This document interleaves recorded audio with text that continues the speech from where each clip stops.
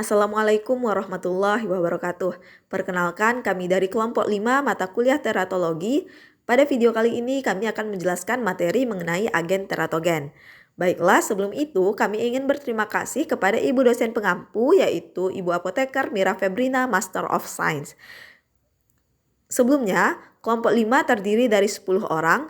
Yang pertama ada Dela Yunitasari, Destriana Adisti, Dinda Rizky Maharani Zahra, Dwi Khofifah, Miftahul Jannah, Rizky Abirahman, saya sendiri Santri Ziamuna, selanjutnya ada Sonia Arita, Ulfa Fadilah, dan Yolanda Selviana.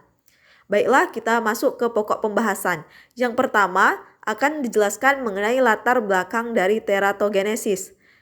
Yang kedua, itu akan dilanjutkan mengenai kategori senyawa menurut FDA. Yang ketiga, obat yang dilaporkan dapat menyebabkan cacat lahir, serta yang keempat ialah agen teratogenik selain senyawa kimia. Di sini saya akan menjelaskan dua pokok pembahasan pertama, yaitu latar belakang dan kategori senyawa menurut FDA. Yang pertama, kita mulai dari latar belakang terlebih dahulu. Seperti yang kita tahu, teratogenesis adalah pembentukan cacat bawaan, di mana kelainan ini sudah diketahui selama kurang lebih dari 10 tahun dan merupakan penyebab utama dari morbiditas serta mortalitas pada bayi yang baru lahir. Setelah pembuahan, sel telur itu akan mengalami proliferasi sel, diferensiasi sel, dan juga organogenesis. Yang mana embrio kemudian itu akan melewati suatu metamorfosis dan periode perkembangan janin sebelum dilahirkan. Daftar dari teratogen yang diketahui dan dicurigai itu meliputi virus termasuk tipe yang menyebabkan kasus penyakit campak. Selanjutnya juga dicurigai dari alkohol serta beberapa obat lainnya. Contoh salah satunya itu ialah aspirin.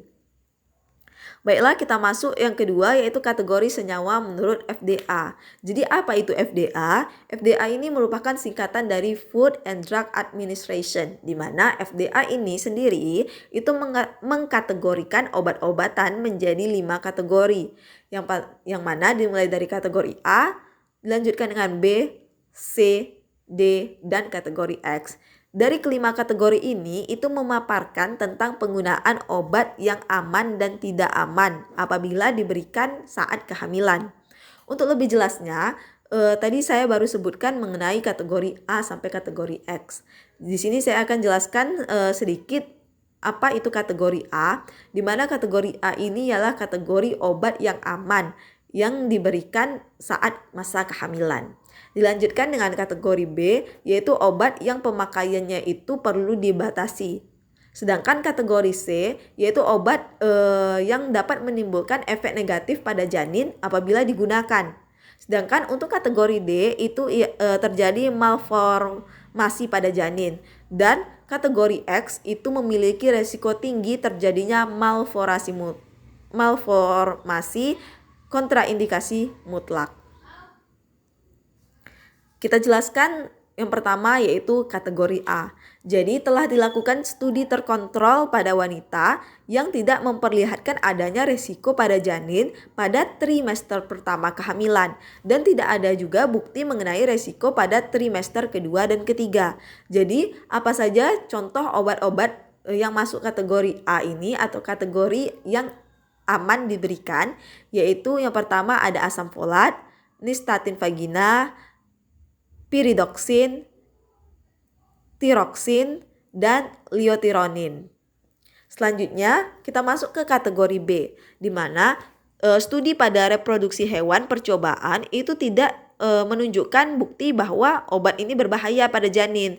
Tetapi juga belum ada studi terkontrol pada ibu hamil atau sistem reproduksi hewan percobaan yang menunjukkan adanya efek samping, di mana tidak ada penegasan dengan studi terkontrol pada wanita saat trimester pertama dan juga tidak ada bukti resiko janin pada trimester berikutnya. Jadi contoh obat yang masuk dalam kategori B ini ada antibiotik seperti amoksisilin, eritromisin, bisakodil, dan terbutalin. Kita lanjutkan pada kategori yang ketiga, yaitu kategori C. Dilakukan studi pada hewan yang menunjukkan adanya efek samping pada janin atau disebut juga dengan teratogenik, dan tidak ada studi terkontrol pada wanita hamil. Sehingga obat kategori C ini hanya boleh diberikan pada ibu hamil. Contoh obat yang masuk dalam kategori C ini ialah asam mefenamat, klonidin, dan aspirin. Kita lanjut ke kategori yang keempat, yaitu kategori D, di mana telah terbukti adanya resiko terhadap janin manusia apabila obat kategori D ini diberikan. Tetapi manfaat penggunaan pada wanita hamil dapat dipertimbangkan. Misalnya, terjadi situasi yang dapat mengancam jiwa ibu hamil, di mana obat lain itu tidak dapat digunakan atau tidak efektif. Jadi untuk penggunaan obat kategori D ini perlu pertimbangan lagi.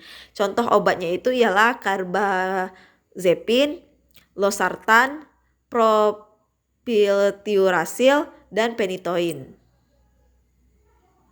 Masuk kategori X, yaitu kategori yang terakhir, di mana telah dilakukan studi pada hewan percobaan atau manusia yang positif menunjukkan adanya kelainan janin atau abnormalitas yang terbukti beresiko pada janin. Contoh obat yang masuk dalam kategori X ini ialah danazol, simvastatin, warfarin NA, matorexat, dan ribavirin. Baiklah, itulah penjelasan singkat dari saya. Selanjutnya untuk materi berikutnya saya serahkan pada presentator kedua. Sekian, terima kasih. Selanjutnya yang ketiga yaitu obat yang dilaporkan menyebabkan cacat lahir. Berdasarkan sifat teratogeniknya, obat dapat dibagi dalam 3 golongan besar, yaitu yang pertama, obat dengan sifat teratogenik pasti. Yang kedua, obat dengan kecurigaan kuat bersifat teratogenik. Dan yang ketiga, obat dengan dugaan bersifat teratogenik. Baiklah, kita masuk ke yang pertama, yaitu obat dengan sifat teratogenik pasti. Contoh obatnya yang pertama, thalidomid.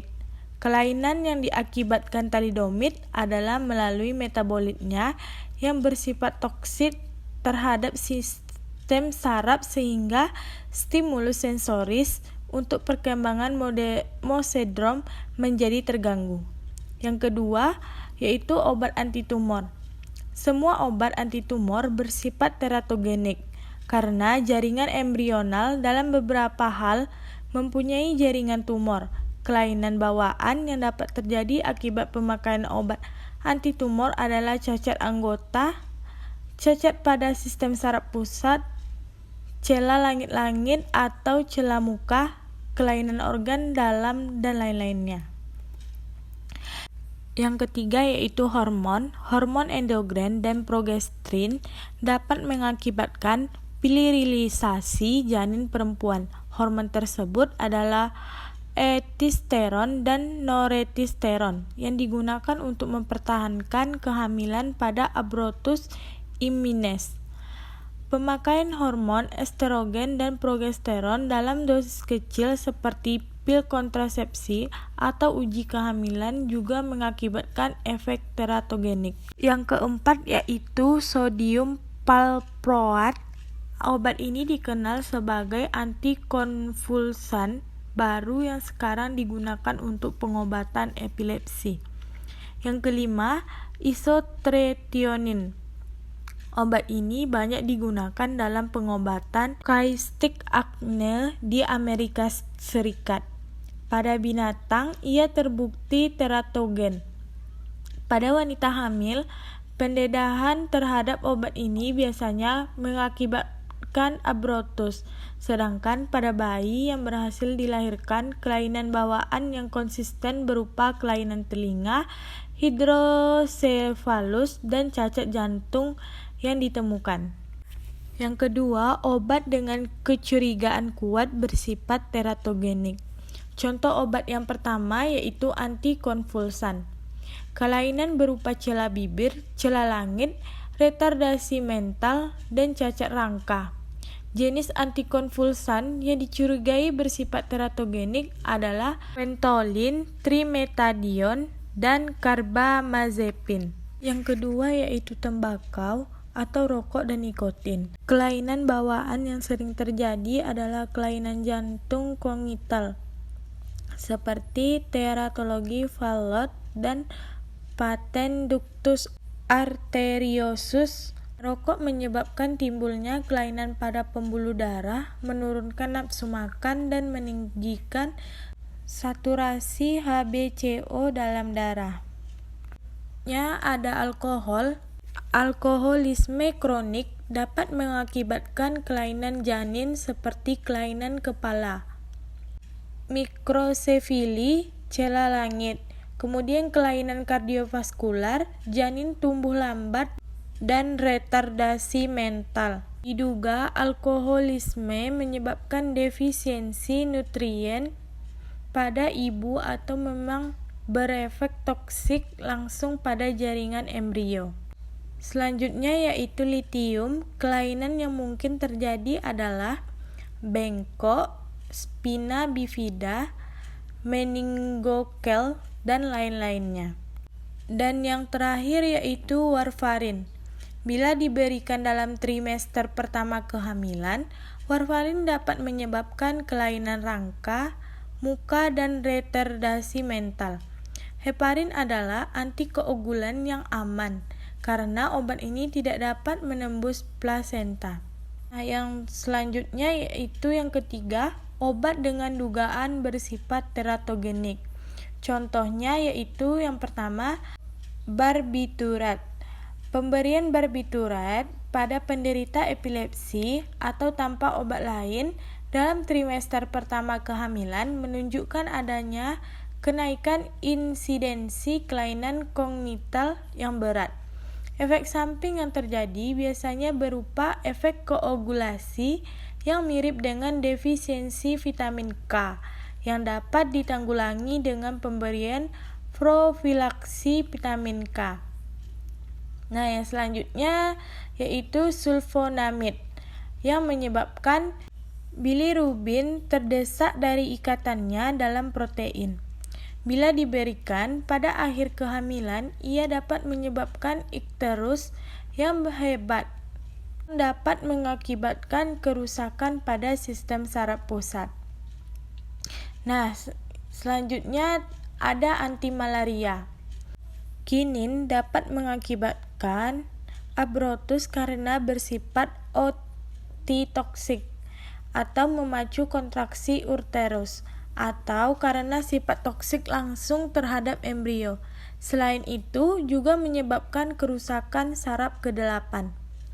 Kloroquine dapat mengganggu histogenesis sistem saraf pusat atau retina dan saraf ke-8, sehingga dapat menyebabkan kelainan mata atau tuli kognital, terutama bila diberikan dalam trimester pertama kehamilan. Baik, selanjutnya ada antidiabetikal oral. Pada manusia tolbutamid menyebabkan hipoglukemia yang hebat pada bayi yang dilahirkan, sehingga insulin tetap merupakan obat pilihan untuk diabetes dalam kehamilan. Selanjutnya ada LSD atau lysergic acid. LSD dapat menyebabkan kelainan bawaan 5-6 kali lebih besar dibandingkan dengan angka kelainan bawaan pada populasi umum. Titik tangkapnya adalah kerusakan pada kromosom dan terutama terjadi pada pemakaian LSD gelap. Yang selanjutnya yaitu ada anestetika. Eter adalah anestetika umum yang paling banyak digunakan. Pada umumnya dikatakan bahwa wanita yang bekerja di kamar operasi mendapatkan resiko abrotus yang lebih besar. Demikian pula, resiko melahirkan anak dengan kelainan kongenital adalah lebih besar. Selanjutnya ada antibiotika. Tetrasiklin. Pemberian tetrasiklin pada trimester pertama dapat menyebabkan gangguan pertumbuhan tulang. Mikromelia dan sindakti, pemberian tetrasiklin pada trimester kedua dapat menyebabkan perubahan warna kekuningan pada gigi susu, dan bila terus diberikan sampai trimester ketiga, maka dapat menyebabkan kekuningan pada gigi yang bersifat permanen dan hipoplasia organ enamel. Selanjutnya yaitu vaksin. Pemberian vaksinasi dalam trimester pertama meningkatkan resiko aprotus. Resiko tetragenik belum dapat dibuktikan. Rubella adalah virus yang sangat potensial memberikan kelainan bawaan seperti katarak, kongenital, mikrosefali, dan kelainan jantung. Sehingga vaksin rubella tidak boleh diberikan sepanjang kehamilan dan 2 bulan menjelang kehamilan. Yang keempat, ada agen teratogenik selain senyawa kimia. Yang pertama, agen-agen invaksi. Yang kedua, agen-agen fisik. Dan yang ketiga, definisi nutrisi. Pertama, agen-agen invaksi. Yang pertama yaitu cytomegalovirus menyebabkan malformasi dan infeksi janin kronis yang berlangsung sampai lahir. Yang kedua, rubella atau campak Jerman yang menyerang wanita hamil pada awal kehamilan dapat menimbulkan kelainan-kelainan kongenital. Yang ketiga, virus herpes simplex, penyebab penting infeksi pada neonatus dan dapat menyebabkan kematian atau kecacatan pada bayi yang baru dilahirkan. Selanjutnya, ada varicella atau cacar air. Cacar air yang timbul pada saat hamil dengan tanda gejala berupa demam, nyeri pada tubuh, kemudian ruam kemerahan. Selanjutnya, toxoplasmosis. Ini menimbulkan cacat kongenital dengan gejala adalah hidrosefalus, keterbelakangan jiwa, chorioretinitis, mikrofthalamus, dan cacat mata lainnya. Selanjutnya ada HIV.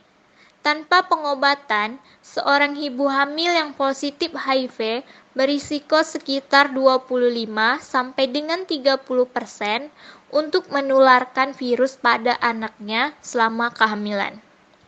Yang selanjutnya yaitu infeksi virus lainnya dan hipotermia. Malformasi yang terjadi setelah ibu mengalami infeksi campak, hepatitis, parotitis, poliomielitis, dan virus ECO. Selanjutnya ada agen-agen fisik. Agen-agen fisik merupakan agen penyakit yang dapat menyebabkan cedera atau penyakit karena pengaruh radiasi.